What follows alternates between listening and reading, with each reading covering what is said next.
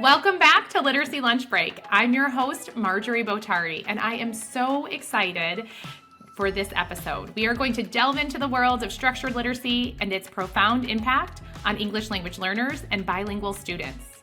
Join us as we engage in a thought-provoking conversation with Lucia Rocha-Nestler, an expert in the field of biliteracy education. Explore the power of the science of reading and discover how it fosters equity and empowers students in bilingual classrooms, ensuring a brighter. Thank you so much for joining us, Lucia. I think we can just jump in and maybe just give us a little background to tell us a little bit about yourself, your experience in education. Yeah, thanks, Marjorie, so much. I'm very excited to be here with you as well. What can I tell you about myself? I've been an educator for, I think this is my 20th year. And I've spent all of my classroom experience as a dual language teacher in some capacity. I spent most of my teaching career in kindergarten, second, third, and just a few years ago was in a fourth grade classroom teaching, which was incredible, of course. I was also an instructor. You have there, right? Yeah. I was also an instructional coach. I worked as a staff developer, supporting mostly bilingual and dual language classrooms and programs across the country and internationally. And I was also part of the Stanford University Graduate School of Education, where I was really fortunate to support bilingual teacher candidates, so teachers that were getting ready to become teachers. And I guess what I would call my most important job is that I'm also a mom raising multilingual children. And I grew up learning English as a new language myself. I actually didn't speak any English until I got to kindergarten.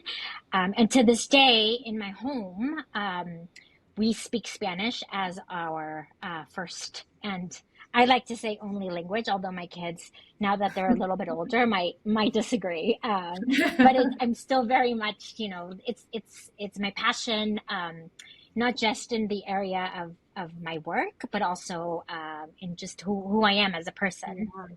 Yeah, and that's amazing. And I think that's so important, right? Because that's where the passion comes from. That's where that continued learning and growth comes from as well.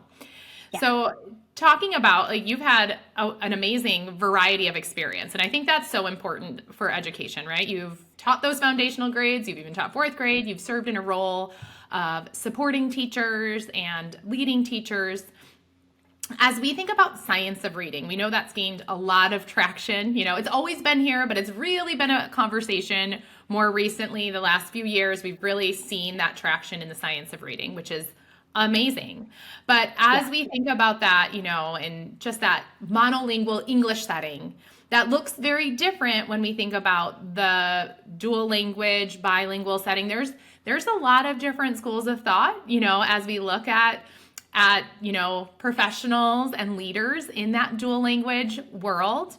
And so I would love to hear just a little bit from you as you think about structured literacy and what that means for dual language or bilingual classrooms. Yeah, what a great question. And you're totally right. Question, right? It's a really big question. And I guess my first thing that comes to mind is I don't understand the pushback. Yeah. And that's the first thing that I always have personal issues with, I guess, in terms of where does the pushback come from? Right.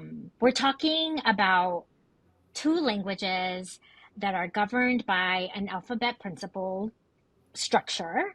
And we're talking about kids who are learning how to read and write with a brain that's made up of similar structures. Your brain I love that. is not different than my brain. It's just not. I wish I could be yes, Marjorie, it is. It's not. So in that sense, I think we can all agree that those two things haven't changed. Mm-hmm. And you're also talking about languages with extensive research on how the brain learns to read regardless of language. Right. And the findings are really similar. Right. So meaning, you have people leading the work of structured literacy, and people will say, but it's only been done in English. But that's untrue. That's Right. untrue. There's been extensive research done around structured literacy in Spanish speaking countries with monolingual Spanish speaking children. So, and it's not like you said, it wasn't like it just happened. Right. One of my most prized, a woman that I look up to extensively, her name is Ana Maria Borsone. She's a researcher out of Argentina. She's been doing this work for 50 Oh my goodness, years. yes. I see. And that, I mean, and as you talk about the similarities, it's that same with the English, right? Like, oh no, oh, this isn't new. This has been here. Yeah. And that access, part of it is that access to research, right? As Mm-hmm. Yeah. educators, where do we get access to all of this research? When do we find Mm-hmm. time to sift through the research and make it Yep. comprehensible? And I think, and Yeah. that's why I'm excited to have guests like you join the podcast, because we know how busy teachers are, right? And somebody Yep. might be listening right now and being like, what? There's research that states this? I've always heard there isn't anything. So the fact that, yes, and I love, love, love the way you said our brains are the same, right? That process for reading, while that orthography might be different, that print might be different, right? What are we doing when we decode word? But right, that blending, that Mm-hmm. segmenting. And I always like to say, especially for Spanish, right? When we substitute, that's how we're making new syllables. So, Yes. Yeah. bringing in the sounds and the print, while that print might be different, the process for reading is the same, and it's not natural in English and it's not natural in Spanish. And I think that's Right. an important And and I part. think the other thing that's really important is like if anything, what we gain is that like the research shows us that kids should generally be able to learn the code much easier in Spanish. Yes. But here's the big but is that we aren't necessarily seeing that transpire into more literate children in Spanish.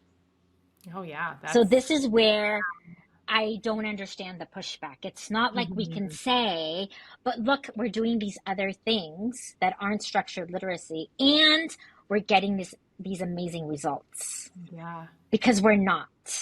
Yeah, that's very powerful.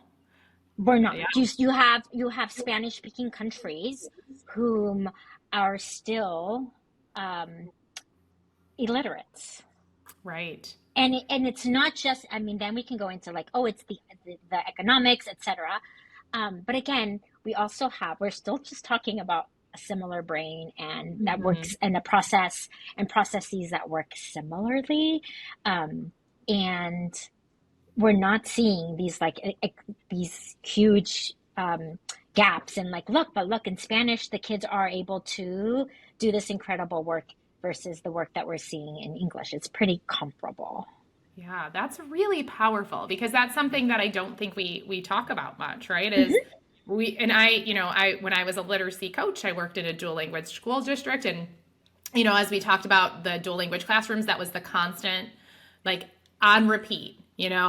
It's just easier in Spanish. It's transparent. We know, like, and yes, that makes sense, but at no point was I thinking, yeah, so then why aren't we seeing those results, right? And Uh-huh. from a dual language side, you're teaching English, you're teaching Spanish, but when you're saying, no, even in Spanish speaking countries, when that's the only language, we're not seeing that Yes. transfer.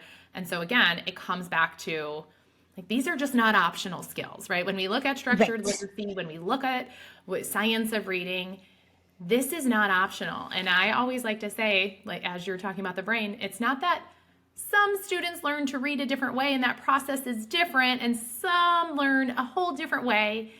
Some students pick up on it a lot easier without explicit Mhm. instruction, but we know that most students need it. That's right. Well, and when you think about dual language kids, Mhm. they have they have we're if you have a true dual language program, then my question is always by when are you expecting that kids are not just bilingual? And I think oftentimes the pushback comes from this idea of like, oral language or a C, which my goodness, I will be the first to say, and you will agree, like oracy, oral language development is incredibly important, but that's not going to make me a better reader. You got it. Yes, absolutely. And again, So, that's again cross, right? It's the foundation. We need that oral language. We need oracy, but it's what I typically say, even just in one language, English, Spanish, any language, right? You can read to your children, and we talk about the importance of reading to students or children. And that is so powerful because it develops oral language, the structure of language, vocabulary. But it does not teach students how to crack that code. It does not teach them how to decode or encode, right? It's building a foundation, but that doesn't replace explicit no, instruction. it does not. And I think for dual language kids, it's even doubly important because at some point, whether you're following a 50-50 program or a 90-10 program, whatever it is, you still have like, oh, and also you're expecting that your kids are learning how to read at some point in English. Right. I hope that's your goal. Please tell me that's your goal, right? But how is that then going to happen if they didn't learn how to read in Spanish, which is supposed to be, according to, everyone, easier, and it's not easy, then how and when do I then add on English which has a much more complex orthography? Like that just doesn't. Spanish is equally, I like to say Spanish is equally challenging, especially when we're talking about encoding. Yeah. We talked about a lot about decoding, but Spanish has some really tricky things in terms of encoding also. Right. So if kids might be able to decode really quickly because they learn the code, but that doesn't just transfer over to encoding. And I love that you said that, because that's often if they can read it, they can spell it. No. Nope. Not at all. Not true. And I think any teacher that's, watched a student, like you just said, they read fluently, they're automatic, but then you look at their writing and you're going, oh my goodness, what's happening? Because there are so many other pieces that go into that encoding. And I think that's a really important piece. I love your very specific questions. And I just almost wonder, in dual language settings and in bilingual classrooms, how often are we asking those questions? By when? Like, what are our expectations of, like, this is the end goal, and how are we ensuring that our students are getting there? Because again, coming from a very large dual language district, I could tell you all about the oracy. I could tell you all about the vocabulary 100%. and the importance of all of that, and sitting in a session and having somebody tell me, like, well, we're reading this book and this is the content, and so, let's look, what do the letter, or what do the words have? Oh, it looks like here's a digraph. So now we're going to teach digraphs, like, because it's, in service of the content. And I remember sitting there going, like, I know I'm not bilingual. I know I'm not a dual language teacher, but I don't understand how that works. How do we just, kind of pick and choose what we're teaching without, like, really following a scope and sequence? Yeah. Yeah. Well, even in, I sometimes have, trouble, I'll call it trouble, with even in the term dual language. Yeah. Like, it's a big focus on language, but the real goal should be not just language, it should be biliteracy. Yes. And again, oftentimes we're like, we're dual language. We hyper focus on that language part, and I don't know. I guess we believe that kids will learn how to read and write by keeping the language alive, but that shouldn't be the thing that's guiding your program. Right. Is my point. Like, you need to ground yourself into, like, in your program, whether it be 50-50, whether it be, simultaneous or sequential, by when, and how will you know that kids are on that trajectory of not just bilingualism, but also the biliteracy part. Yes. Both for all of your kids, right? Not just your Spanish dominant kids, which also, by the way, I don't even think exists anymore. This idea of Spanish dominant children in the US, I just don't think there's that many of them anymore. and this idea of, your monolingual English speaking kids, like you have, for both of them, for all of your kids, there should be like, this is how we are ensuring not just the bilingual part of it, but also the biliterate part of it. Yes. Like by when. Yes. I just love that. And I almost, it's just like anyone listening, if you're if you're running a program or if you're in a school, I think that's like one small shift is just that language of like shifting from dual language to, to biliterate, making sure that our students again like have that literacy focus and it's not just about that language. I love that. And then asking the question, by when, right? By when, and how do we know? How do we know we're getting there? How do we know that this is happening? And what are we doing if we're not getting there? Because I think so often, and this happens again just in education in general, we have these expectations. We know what our students need to be able to do, and then when they can't do it, we're saying, well, this, or it was that, or, just as you were saying, like, yes, there are other factors, but when we have research that tells us how our brain learns to read, I just feel like there's no excuse not to teach it, right? 100%. And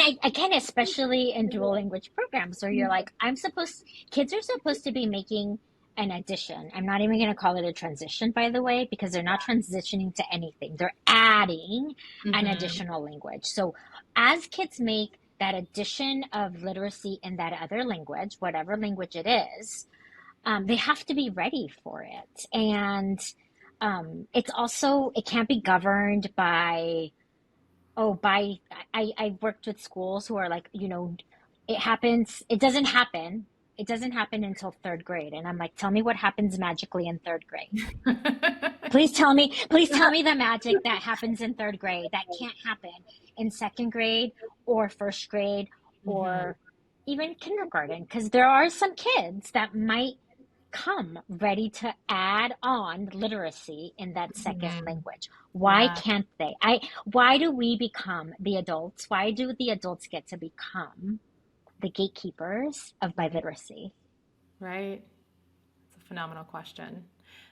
And going back to that, we know language is naturally acquired, right? Like you can immerse me in that 100%. language and I'm gonna learn how to speak it, right? So yeah, build that oral language, build that vocabulary, but why are we not then spending time on the stuff that we know isn't natural, right? That reading and writing. And again, when we really haven't seen, I remember doing this when I was in the district that I was a coach in and just saying, where is it done really well? Because there's a lot of districts out there that are doing this and there's a lot of, oh, it'll happen. And I'm like, where and when? And when?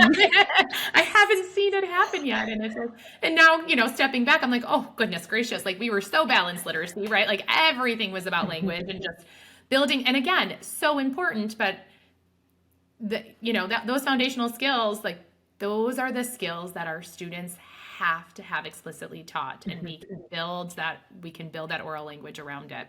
Yeah. Which, by the way, you just reminded me of the research by, of that Claude Goldenberg brings up of like, and he says things like learning how to crack the code is irrelevant of language that you do it in.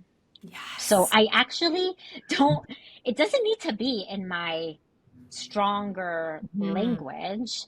Right. It just needs to happen. So right. I can't be which goes back to like, why are we waiting for language? I could be teaching language and foundational skills in not your primary language or not your strong language. Right. It doesn't, like, don't let that idea of I have to have kids who are already bilingual or who already have, especially I see this a lot in like, 90-10 heavy 90-10 programs who you have a lot, a number of kids who are learning Spanish as a new language and we're like waiting for the kids to learn Spanish because they don't have the language. And I'm like, okay, but they could still learn how to read. Right. They could still learn how the process of taking these marks on a page and that they correspond to a sound that we've given we've given them a sound that to correspond to Hmm. that. Hmm. I can be doing that and also building language Right. at the same time. Like, Yeah. what a concept, right? Like, we can't, it's not, it's, we can't be waiting around. Like, No. because they also have to add on literacy in that second language. Right. Yeah. And again, like that's, when does that happen if we're not teaching it? And what we do know, and across all languages, is the longer we wait, the harder it is, right? Like building those foundational skills in those early grades, that's critical. And we wait and we wait and we wait. And Hmm. then all of a sudden, here, like you said, what happens in that magical third grade classroom is, Yeah, I'm not oh, sure. I'm still actually, waiting for what, the what, magic. what research shows us is if they don't have these skills by now, like that's a hard transition, right? And so, and I remember being in a different district with, sheltered classrooms in third and fourth grade and going, oh my goodness, right? They Hmm. were, and this was more transitional, right? Now, thankfully, we're embracing and we know the importance of learning more than one language and Yeah. how powerful that is. And just in general, to be able to speak multiple languages, but also for our brains, how much better that is for our Yeah. brains. But this was transitional. And I just remember being like, okay, so we have all these third graders, and all we're noticing is, like you said, they can't read in English or Spanish, Or right? They can't Spanish. write Right. in English or Spanish. Hmm. And now they're in third grade, right? And now all of that instruction is shifting. So absolutely critical. Yeah. I feel like Well, I could talk to you I for think, days. oh my God, I know. I think the thing is we could talk about this forever, but back to your original question of, what's different between Spanish and English and the importance of teaching foundational skills in Spanish is that another thing that we've learned from the research is that if anything, kids in Spanish also have to become when we're thinking about decoding, they have to be able to be precise and fluent much faster than they do in English. And why? Well, because we have tons of multisyllabic words. Yeah. So we have to make sure that they're able to decode with both precision and fluency much quicker than I would say in English. Like, we don't have CVC, simple CVC words. Yes. Yeah. See that now We that was don't. brand new learning for me because I always say, yes, multisyllabic, like it matters in both, but like you're right. In English, we have a ton of CVC words. And that is We why, don't. like when we say Spanish is a, multisyllabic language, I'm like, yes, but those syllables are made of phonemes. But you're absolutely right. Most of those words, you're jumping right into that. That's a Mhm. really, really great point. Well, and I'm going to give you like an example of like a very simple word, but like mariposa, right? It has four parts, mariposa. And let's say a kiddo is decoding mariposa, and they're great decoders, we're going to call it, but they don't have precision nor fluency. They can decode mariposa till they're blue in the face. And if they don't do it with fluency and precision, they're like, I still don't know what that word What that is. is. Exactly. Yep. That makes a whole lot of sense. Yep. That And there's fluency. tons of them, right? Like, Right. there's so many words with three or more syllables. So it's more than just learning syllables. It's also being really good at decoding those Yeah, that syllables. automaticity. Yeah. That almost, yeah, it's so important as they then transition over to add on English. Yeah. So this is, I always like to, I mean, we've talked about so much today, so this might be a hard question, but as we wrap up, I always like to just say, okay, one takeaway, right? If I'm a teacher and I'm listening to this, or I'm an administrator and I'm listening to this, and I know I need to start making shifts. I know I need to start making changes. What's like one key takeaway that you can say, start here? Whether it's ask yourself this question or Mm, make this small shift, this is a great place to start. what a great I question. know. Um, I think um, the first thing, as especially if you're running, a dual language program, bilingual classroom, bilingual school, is to keep at the forefront. And maybe this could be like your starting question of like, do we have a system, because it should be a system, set up for strong foundation in foundational skills for our children at our school. Yeah. And I think that's great to start with a question and take a look and kind of see what then are those steps if your answer is no. Lucia, thank you so very much. Yeah. As I said, I could continue to talk to you all day, but thank you so much for joining us. I'm so grateful that our listeners got to hear from you and learn from you. We really appreciate your time today. Likewise. Talk soon. Be sure to subscribe and stay tuned for our upcoming episodes where we explore literacy topics in a snack-sized, easily digestible format.